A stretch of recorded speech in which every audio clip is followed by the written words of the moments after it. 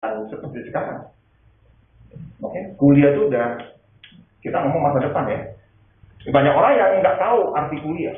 Oke, saya kembali ke sini. Nah, ada satu bentuk supaya bisa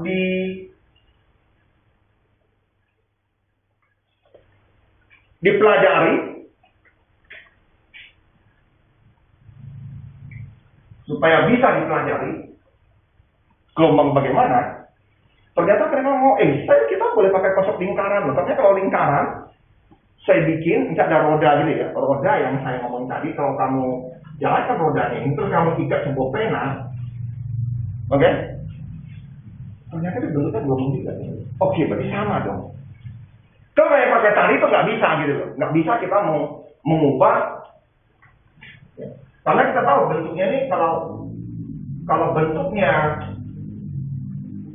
gelombang itu setelah kita lihat yang tadi itu bentuknya kim. Ini kan matematika rumusik. Dan orang-orang yang pertama belajar tentang lingkaran, mereka juga nggak ngerti loh. Saya menemukan rumus lingkaran, saya menemukan bentuk lingkaran seperti ini, gunanya itu apa ya? Mereka nggak ngerti. Terakhir oleh orang fisika, kita bisa mengumpamakan seperti ini. Bisa nggak sih? Ada nggak kamu cara untuk supaya kami bisa menghitung kecepatan gelombang atau besarnya gelombang, suaranya gede atau tidak, bagaimana? Bisa nggak sih kalian malam ini bantu kami? Orang mereka lihat, oh ini sama dengan ini ya, yang bandul bentuknya gini ya, menurut kalian ya. Terus menurut kalian yang ini juga gelombang ya. Terus menurut kalian ini juga gelombang ya. Oke, kalau gitu saya bisa dong selesaikan dengan asumsi seperti itu untuk menghitung. Jadi seorang fisikawan adalah orang yang IQ-nya tinggi. Artinya dia itu berpikir di luar box yang dia sudah pelajari. Oh, ini asumsinya itu boleh seperti gelombang ini gitu. Pak, dari mana dia tahu gelombang? Ya awal-awal lah. Kalau saya lemparkan batu di dalam satu wadah air terjadi gelombang. Oke, dianggap gelombang. Ternyata ini kalau saya anggap, bentuknya kayak gelombang ya. Jadilah gelombang. Nah, sedangkan orang matematika dia setelah dapat perintah orang fisika yang ngerti tentang kejadian seperti ini, oke, berarti saya boleh. Bisa. Oke, saya hitungkan kamu ya. Itu tugas orang matematika. Nah, oleh matematika dibentuk. Kalau saya anggap ini gerak sama sini adalah 1 detik, oke, di mana ini saya anggapnya 1 detik. Ini 1 detik saya anggap. Bagi awalnya harusnya bentuknya itu begini, tidak gelombang. Nah, ini detik kedua. Ya, detik kedua itu pasti ini 1 detik. Tentu detik kedua sini ya, jangan. Detik kedua ke sini. Ke sini. Detik ketiga, pasti di sini. Nah, awalnya kan jadi gini dulu nih. Terus kembali ke tempat ya. Detik ketiga, detik keempat. Ini detik ketiga, detik keempat. Kembali posisi. Nah, saya bagi lagi. Oke, saya mau jadi 4 nih. Setelah dia bagi-bagi banyak-banyak,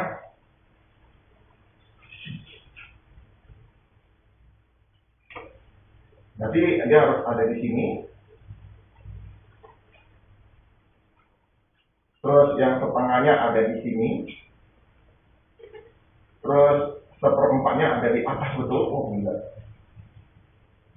Ini.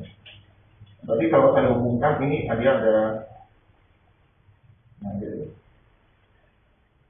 Terus kalau saya bagi lagi sini jadi 4. Nah, tentu ini tingginya ini sama ya. Ini lagi tingginya sama, benar? Jadi nanti akan terbentuk begini, ini setengah ada di sini, nanti akan ada di sini, nanti akan ada di sini. Nah, terbentuklah gelombang-gelombang nanti yang akan seperti ini, selanjutnya. Nah, dari sini Dia tahu bahwa ini bentuknya awal adalah bentuk sin.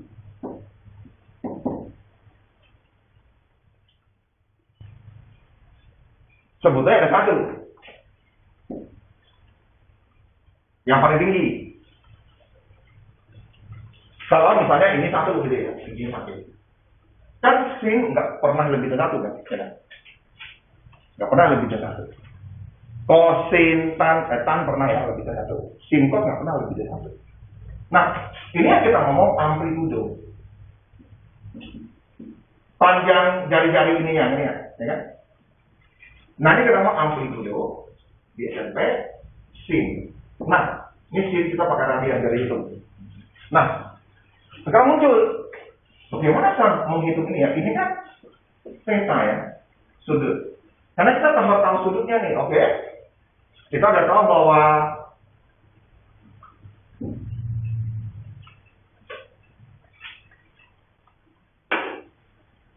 dalam pelajaran lingkaran gerak radial ke-10, kita kecepatan sudut adalah banyaknya sudut per waktu. Kalau kecepatan linear adalah jarak per waktu, kan gitu ya. Nah, berarti kalau saya mau tahu ini berapa, tentu adalah omega T. Oke, berarti saya ini ganti J omega T. Nah, itulah bentuk awal dari rumus gelombang harmonik atau gerak harmonik sederhana. Nah,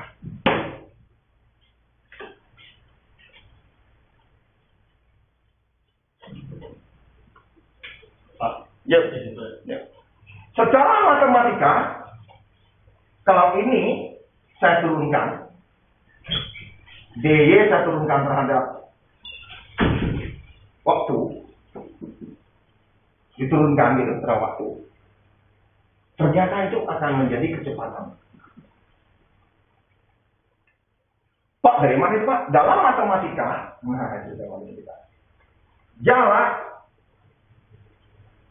kalau diturunkan,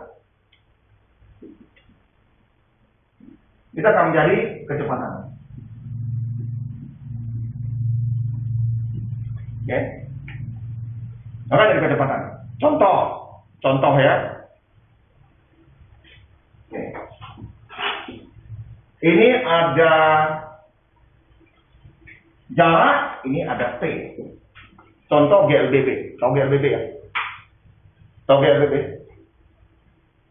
Percepatannya semakin meningkat.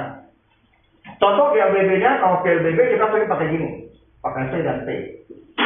Nah, misalnya 1 detik dia 1 nih. Detik kedua kecepatannya jadi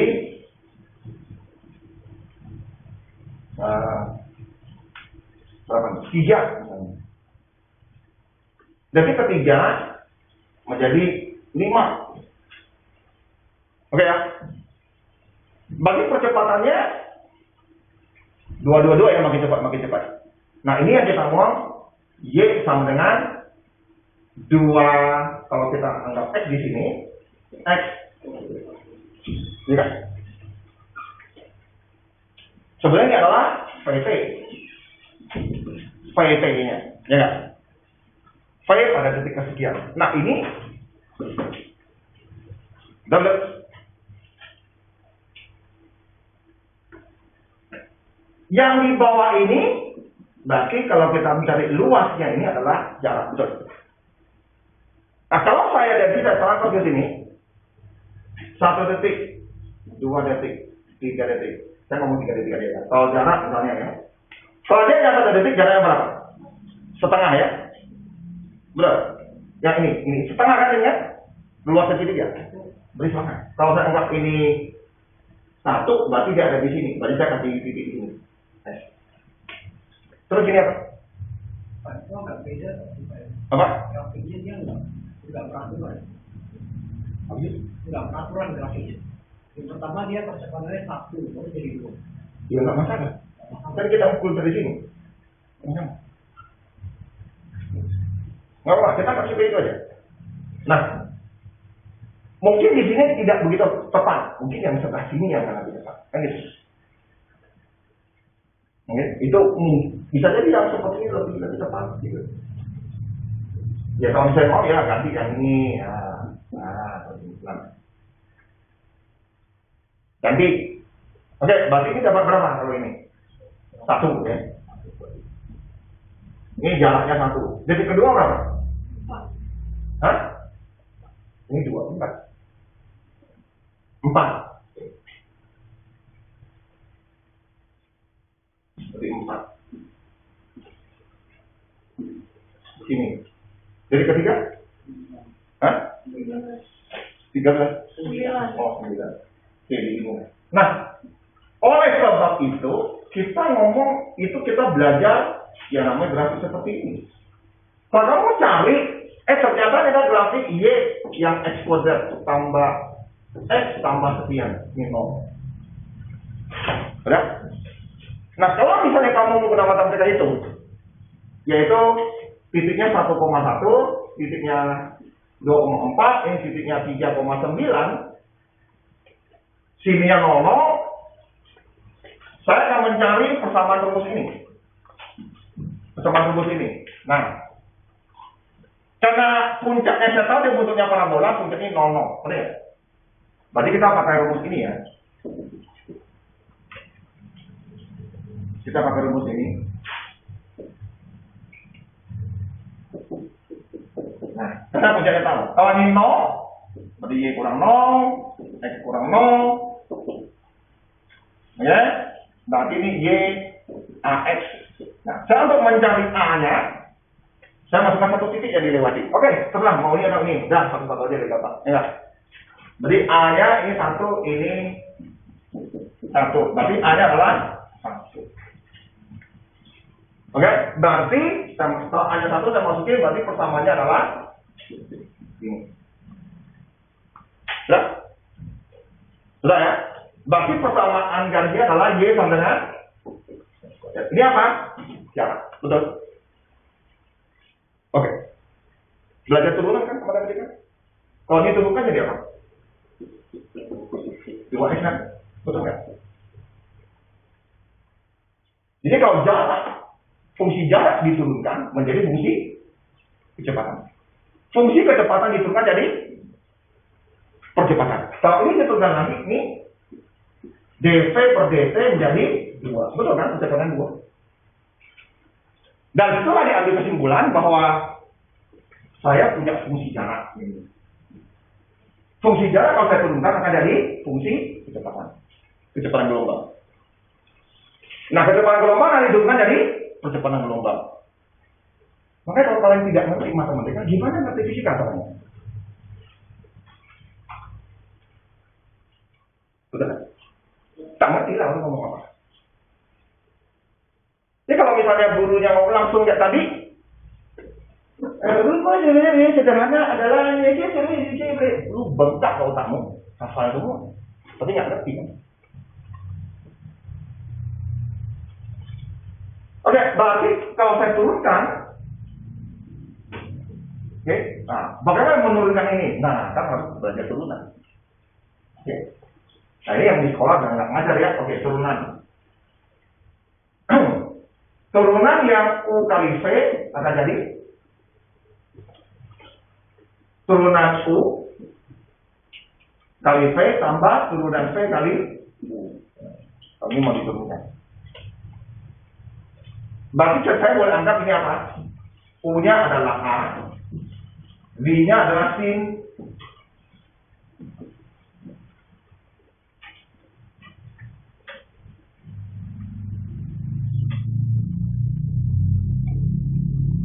Nah, diturunkan. Oke, saya cari dulu. Kalau ini DU per DA dapat apa? 1 W. Enggak? Kita mau diturunkan nih. Nah, dV per dt turunannya apa? Nah, itu dia. Turunan sin apa? Cos ya. Cos. Nah, ini ada fx harus diturunkan lagi. Berarti ini omega. Jadi selain turunkan sin, harus turunkan fungsinya lagi satu. Oke, misalnya berubah dt ya, kalau ini dA yang ini dt ya. Misalnya. Oke, berarti kalau gitu saya masuk ke sini. U-nya tadi berapa? Turunan U berapa? 1 ya. V-nya berapa? V-nya berapa? Sorry goblok nih. Ini kan turunan kok dA, ini harus ada waktu ya. Berarti dapatnya 0 ya, sorry. Oke, karena sini nggak ada T, nggak ada waktu. Berarti ini dapatnya 0 dikali B. B itu apa? Ini ya. Kan ini semua diturunkan dalam waktu. Perubahan waktu. Kan setiap waktu kan berubah. Bukan? Nah, itu artinya D itu adalah diferensial terhadap waktu. Diferensial artinya perubahan waktu. Karena ini A tidak ada T di sini, berarti ya 0. Di dalam matematika biasanya kita tulis, misalnya ada sebuah Y sama dengan 5X kuadrat. Perubahan Y karena perubahan X. Nah, ini X gitu.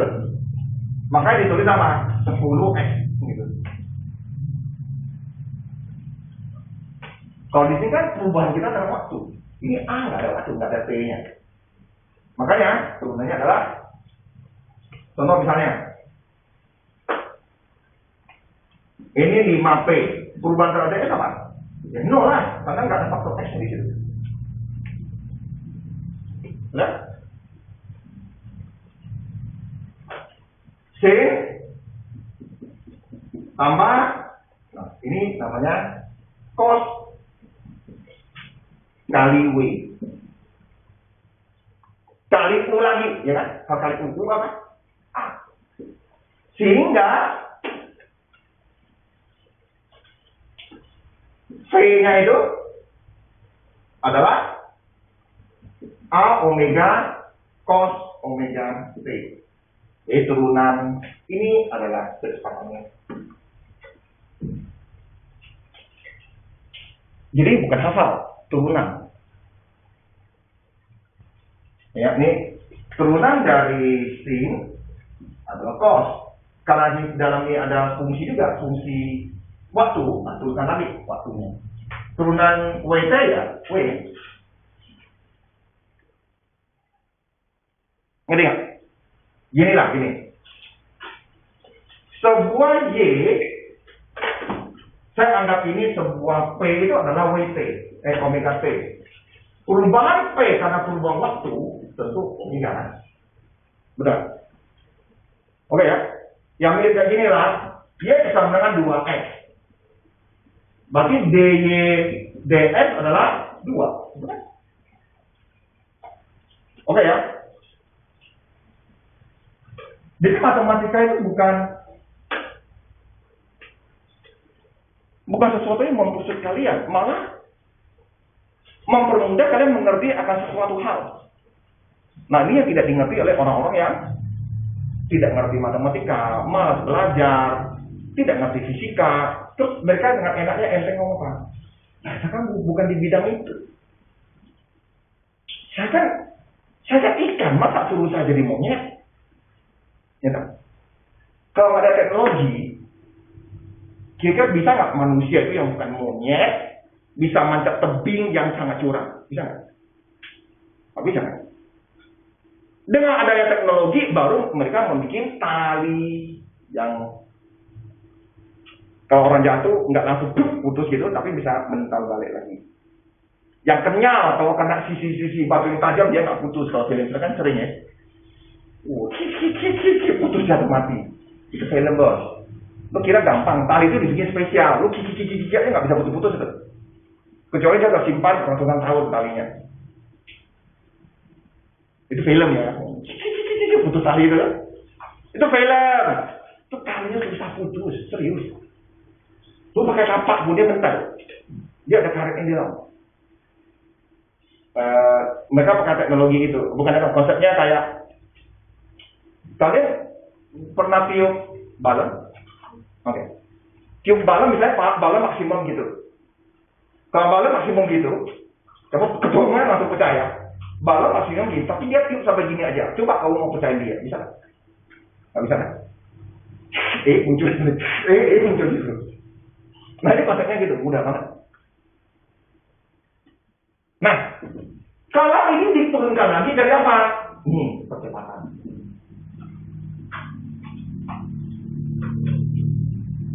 Nah, turunkan lagi nih, turunan ini apa? Jadi ini dianggap sebagai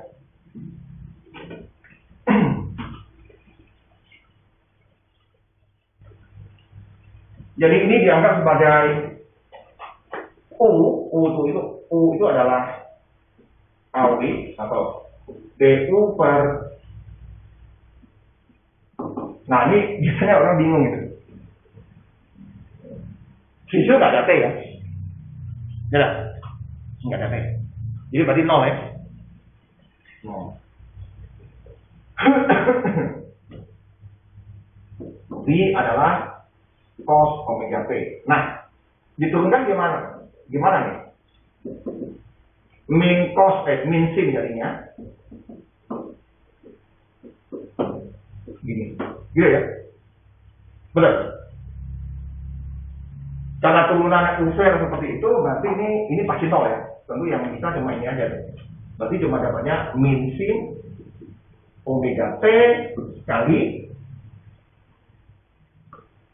ini, kali lagi, kali U-nya apa? AW. Jadi nanti ini adalah negatif A omega tabrak sin WT. Ingat ya, ini U-nya, ada U lagi nih kan? Ini B-nya. Ini U-nya, ini turunan B-nya. Turunan B. Begitu kan. Oke, tidak dulu. Nanti kita mau mengakses informasi yang ada di sini. Bagaimana caranya kita bisa menggunakan ini? Makanya saya tadi tadi saya ngomong kalian belajar ini apa? Kenapa kalian bisa membuat? Jadi jangan tidak percaya terus terhadap guru-guru atau omongan orang lain yang mengatakan ini nggak ada guna, itu nggak ada guna. Aduh, sorry bos. Saya tanya, kalau sebelumnya anak-anak baru kayak Brian lah, Ricardo lah, ya kan, anak kelas 11. Sebelum saya jelaskan yang grafik yang tadi, yang S dan T yang ini diturunkan jadi V dan T itu, seharusnya mereka nggak pernah lihat. Pernah lihat? Nggak pernah kan? Mungkin waktu itu mereka mikir, untuk apa? Mata mereka belajar turunan. Saya sudah belajar turunan sekarang kan? Belum, jadi kalian belajar apa mereka? Belajar balik dan deret. Hah? Balik dan deret. Ya, bukan itu. Parah. Persen deret bolak-balik SMP gue yang gitu. Bukannya tingkatnya SMA yang mereka belajar. Gue yakin betul itu. Karena guru tuh seneng mengajar yang dianggap gampang gitu. Yang susah pun mereka nggak mengajar, karena mereka nggak ngerti. Aku nggak ngerti. Harusnya mereka belajar kan? Malah belajar lah. Aku masuk nanti terima gaji aja lah. Gaji aku tidak rendah juga kok. 5 jutaan katanya.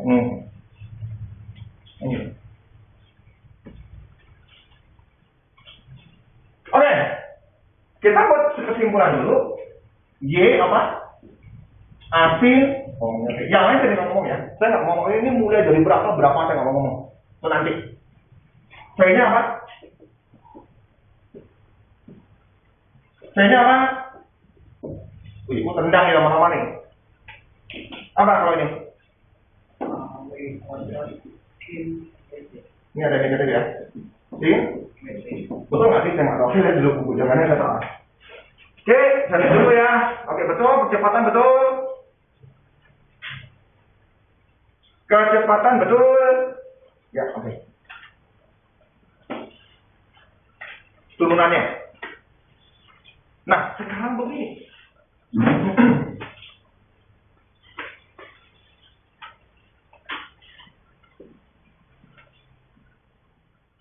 Karena saya bisa menganalisis, karena saya bisa melihat visualisasi gelombang dari osiloskop. Gitu. Misalnya saya ingin tahu di sini, di titik ini kecepatannya berapa ya? kita tahu ini Y-nya, amplitudonya, kok ini saya tahu Y-nya.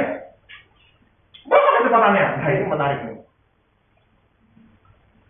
Nggak semua harus pakai absolut kan? Jadi mereka menemukan Y-nya, C-nya berapa gitu.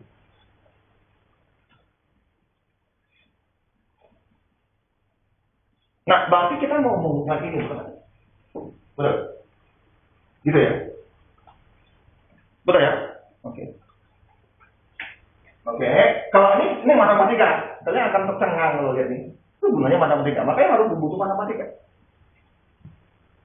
Oke, saya akan bikin. Sebentar, saya sedikit blank. Untunglah masih diberkati. Masih diberikan kotak. Oke, ini sudut ya. Betul kan? Sin berarti apa? Berarti kalau saya sebut ini boleh saya sebut Y per A. Betul? Ini, betul? Berarti mana yang Y? Ini ya. Berarti ini A. Betul? Berarti ini berapa? Betul? Ya? Oke, berarti saya tahu dong cos BT berapa. Betul kan? Betul ya? Berarti ini boleh saya ubah dong. Berarti W itu bisa tahu cos BT apa?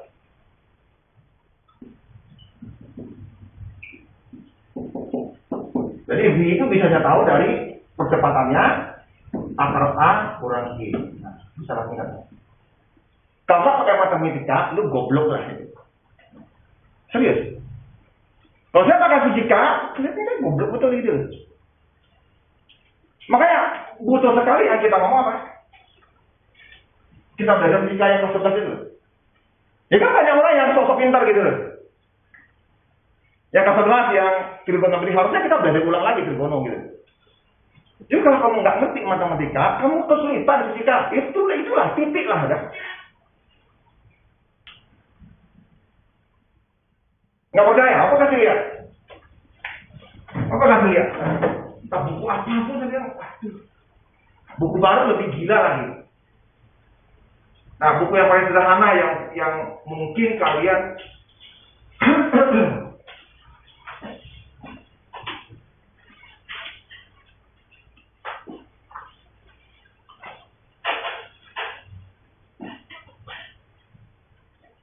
lima empat. Kalau kita tahu matematika selesai kan?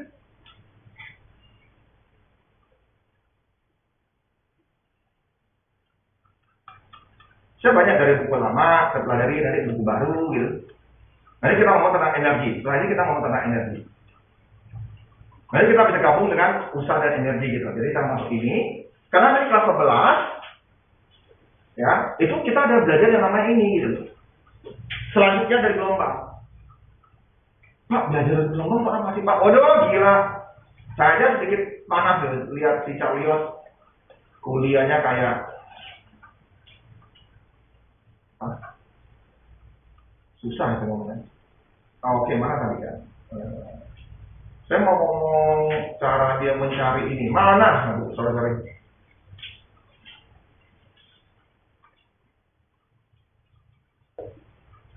Nah, kayak gini. Nah. Kalian batas sendiri. Aku hapus dulu ya. Hapus dulu. Memang benar.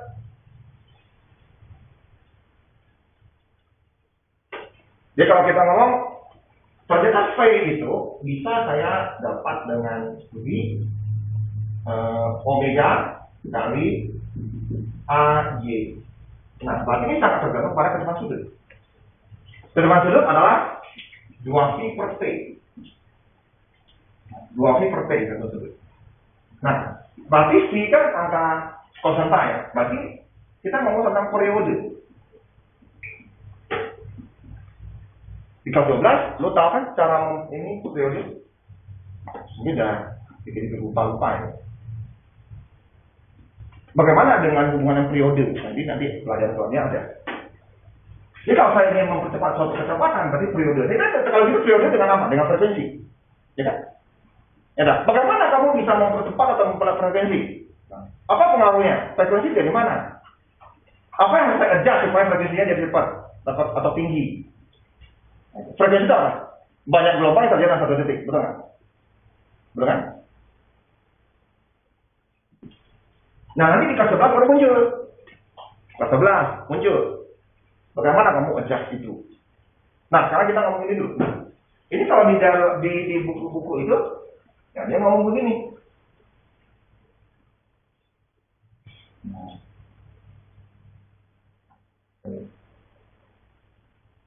Dapatnya nanti terakhir. Sabut dulu ya ini ya. Oke, sabut dulu.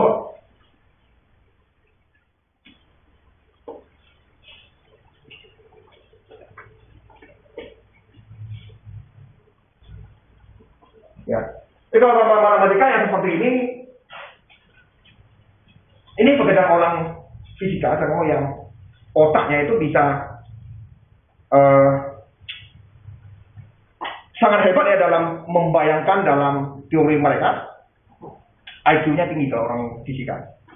Ya orang matematika nggak perlu IQ tinggi-tinggi. Kamu pelajari yang sudah mereka konsepkan, kita pelajari matematikanya, kita pakai. Nah itu akan membuat kalian lebih gampang memahami fisika. Oke, contoh misalnya ini, ya kan? Oke, kalau ini konsep menggunakan fisika murni dari rumus-rumus yang kita tahu. Nah, siapa yang bisa membuktikan bahwa percepatan itu sama dengan omega kuadrat kali T? Saya mau tahu. Kritis untuk selain yang ini menjadi L, nah, ini bisa jadi begini. Ini khusus untuk gelombang. Boleh ganti ininya jadi Y, simpangan. Ya.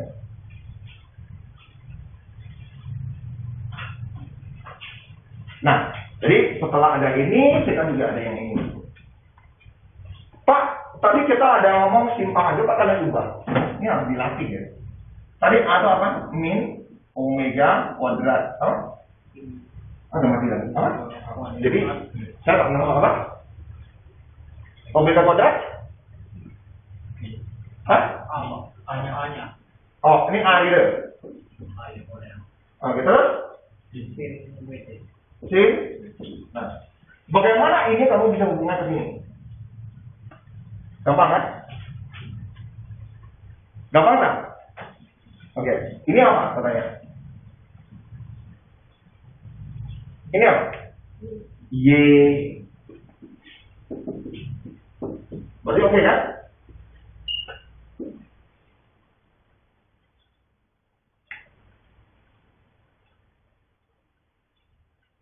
Pak, ada negatif, ada apa? Artinya apa? Arahnya ke dalam. Kalau besarannya sama. Sudah?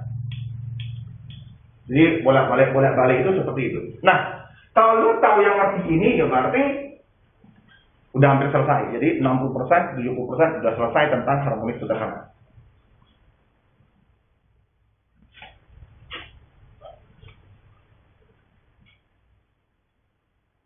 Nah, ini harus kalian coba. Cek selanjutnya tentang energi.